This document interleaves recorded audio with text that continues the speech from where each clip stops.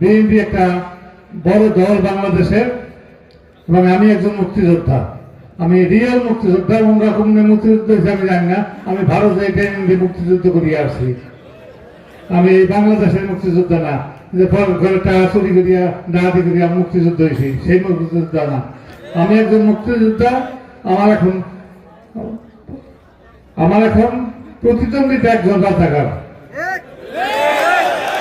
একজন মুক্তিযোদ্ধা একজন রাজাকারের সাথে পাল্লাতে হয়? এটা কোন আইনে আছে? এই রাজাকাররা 1971 সালে বাংলাদেশকে রাজাকাররা ছিল আর্মি পাকিস্তানের পক্ষে। তারা ছিল পাকিস্তানের বিপক্ষে।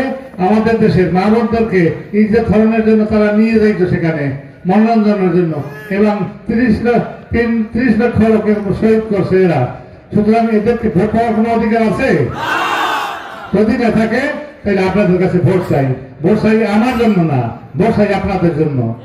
আপনারা শান্তিতে থাকবেন, শান্তিতে থাকতে পারেন না? আপনারা শান্তিতে থাকবেন, আপনারা ভালো থাকবেন, আপনারা সুস্থ থাকবেন ইনশাআল্লাহ। তারেক রহমান যদি দেশের প্রেসিডেন্ট হয় তাহলে আপনারা শান্তিতে থাকবেন, একেবারে শান্তিতে থাকবেন ইনশাআল্লাহ।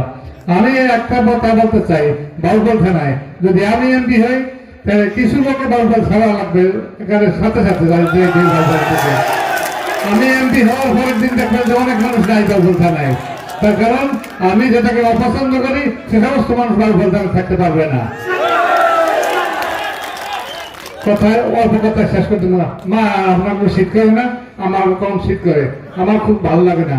এদের বক্তব্য শুনলে আমার খুব খুব কষ্ট হয় যে সামনে মানুষগুলোর বসা, কিন্তু এরা বক্তব্য গাজীর গীতের মতো আরম্ভ করে। আমি এই নির্বাচনে আসছি একটা কারণে, যে জীবনে অনেকবার আমি দাঁড়াইতে পারি নেই।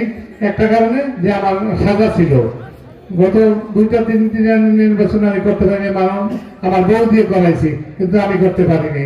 সুতরাং এই বছর আমি সব কেস থেকে মুক্তি পেয়েছি অল্প কয়েকদিন আগে, তো সুতরাং আমি এবার করতে পারবো এই জন্য। কিন্তু আমার বয়স কম না, এখানে আমার বয়সের বেশি বোধহয় কেউ নাই। সুতরাং আমি আপনাদেরকে বলতে চাই, আমি একজন বয়স্ক মানুষ, আর আমার এখন যুদ্ধ করতে হইতেছে একজন 90 রাজাকারের সাথে। যারা আমার মামনদের ইজ্জত বাঁচে, যারা আমার মায়ের ইজ্জত বাঁচে, যারা আমার বোনের ইজ্জত বাঁচে। এই আওয়ামী লীগ আমলে আমরা বিদ্রোহ ঘোষণা করছি, তখন আমরা 1973 সালে আমি এই 7 বছর পড়াইছিলাম।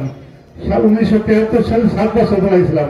কিন্তু এখন আমরা বলছি যে আমরা আওয়ামী লীগ আমাদের কোনো শত্রু না, আওয়ামী লীগের শত্রু না, কেউই শত্রু না। যারা এদেশে ভালো মানুষ থাকবে তারা সে দেশ দেওয়ার করুক, তারা আমাদের বন্ধু, আমাদের ভাই, আমরা তাদেরকে গ্রহণ করব।